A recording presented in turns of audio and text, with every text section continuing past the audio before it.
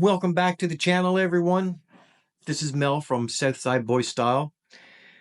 Today's video is going to be about the big one, okay? What to look for when buying a used vehicle. Now, in this video, I'm not going to talk about which is the best vehicle to purchase. That's just my opinion. Your opinion could be a certain vehicle. Somebody else's could be a different opinion. So I'm not going to talk about what's the best car to buy. I'm just going to talk about what to look for when you're buying a used vehicle. The number one important thing for me when I look at a vehicle that I'm going to buy that's used, it might have, like 80,000, 90,000 miles on it. It might have 150,000 miles on it. Sometimes miles is not the big factor. But the important beginning stages of looking for potential issues, number one being, of course, mileage.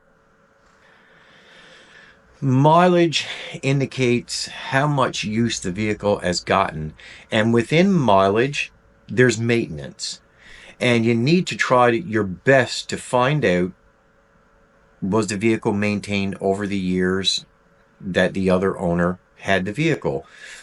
Maybe check a CARFAX. I don't know what it's called in your area, but where I lived in certain provinces in Canada, there's a CARFAX, so you can get information about the vehicle that you purchased. And okay, but I'm going to get to the nitty-gritty, okay? The nitty-gritty of what I do. This is just me and what I do. So this is all just my opinion, but it works for me. The first thing I do, as I just said, is the mileage. The second thing I look for, I check the oil. I pull up the dipstick. I feel it with my fingers. I look at it to see if there's any metal inside the oil. Obviously, check the level of the oil. The next thing I'll do, if it has a dipstick, a lot of vehicles don't, but if we're lucky enough that it has a dipstick, I'll pull the transmission fluid. And I will check to see if it's bright red. I'll check to see if it smells good or bad.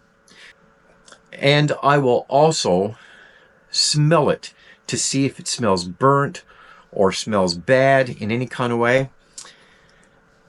Next, I'm going to start the engine.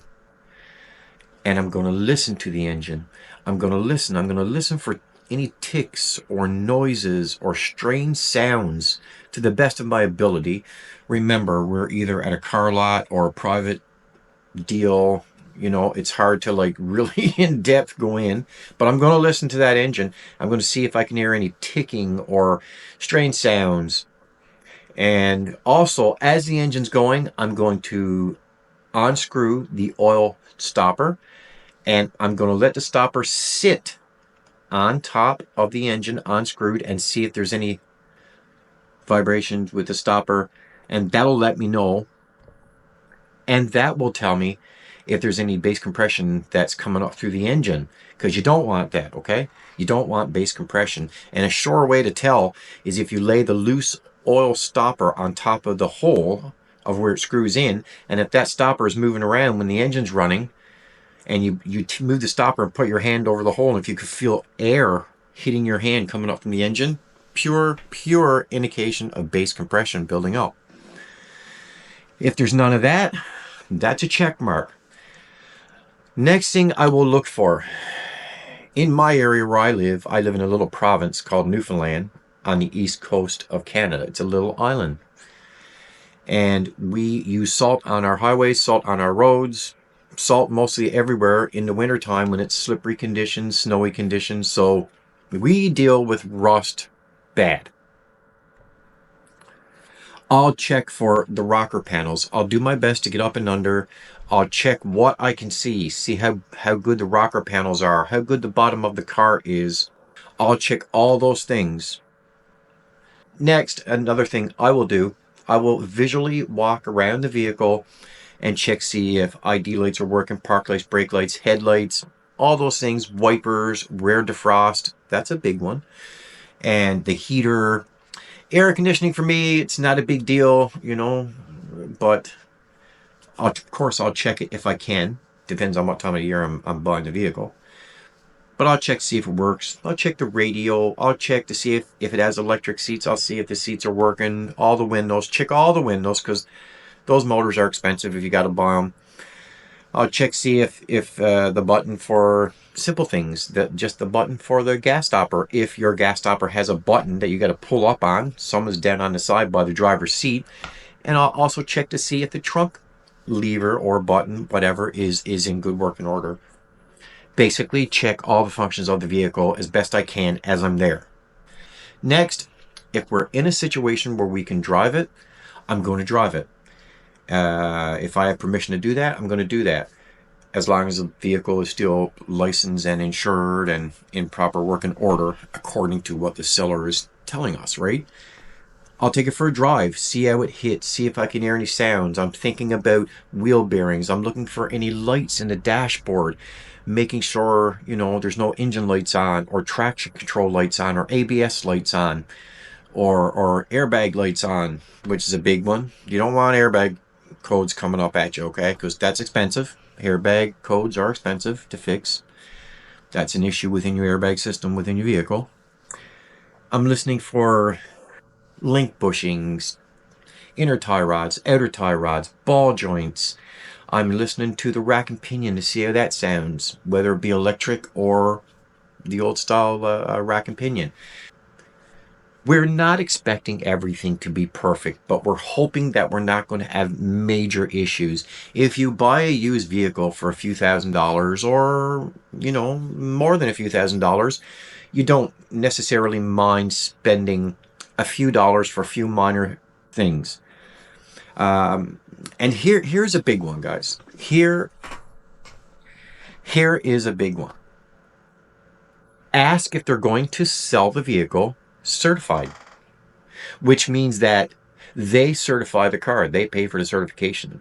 So you only buy the car once the car passes certification. If the car passes certification, then you don't have to worry about the mechanical components in the drivetrain, ABS lights, airbag lights, all those things. If it's certified, it's certified. If it goes to a garage and they inspect it, all is good. But a lot of situations, when you're buying a used vehicle, they don't want to sell it certified. They sell it as is. As is always the worry, guys. When you buy a used vehicle as is, certain situations mean that the owner of the vehicle knows there's something wrong with the vehicle, so they're selling it as is. Or it's just that maybe they just don't know mechanics and they don't know what's wrong with it legitimately. Maybe they just don't understand mechanics and say, listen, if you want to buy my car, man, I'm not a mechanic, so I'm selling it as is because I don't know anything about cars or engines or the drivability. That, I mean, not everybody is trying to rip you off, okay? Not everybody is trying to rip you off. But, you know, we live in a world where sometimes that is the situation. So it's good to ask them, would you sell it safetied or certified or inspected, which way you want to say it. That's a good idea. Check the tires. You know, you can look around at the tires and see if there's any wear on the insides of the tires or in the center of the tires or on the outside of the tires. Pure indication you got something happening, either an alignment issue or it could be a ball joint, tie rod, stuff like that. Check and see, look around at it. And all of this, guys, you can do within 10-15 minutes. Everything I'm saying is not like it's going to take you hours. This is 10-15 minutes of work to see if the vehicle is in good working order. So, guys, that's about it.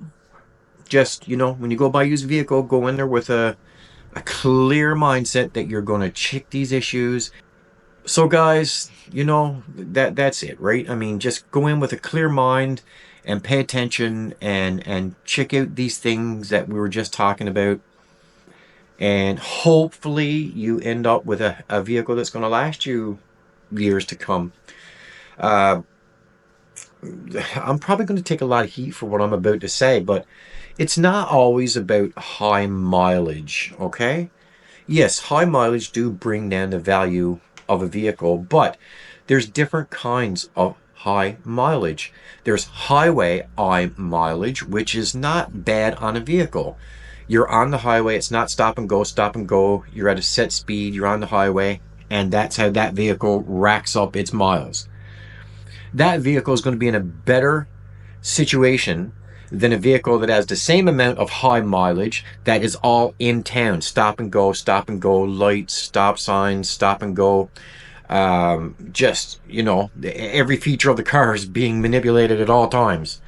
So there's different kind of mileage. That's another good question to ask the guy too. Like, is if your vehicle has high mileage, ask him the question: is this highway miles or is this in-town miles?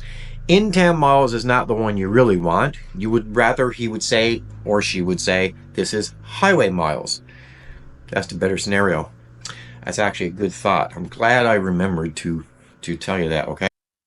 So guys, hopefully this will help you on your endeavor to purchase a used vehicle. These are some of the things to look for. These are the things that I look for.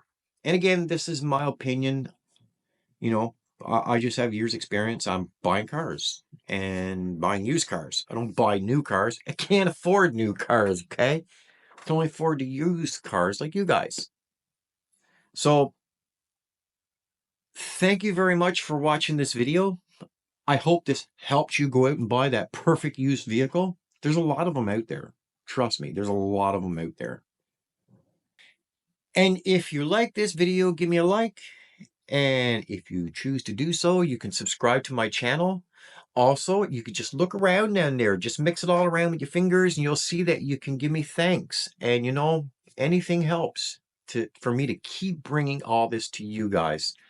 I have merch, and you can feel free to look around in there, maybe make a purchase if you like. And I will see you on the next one. Drive safe, everyone.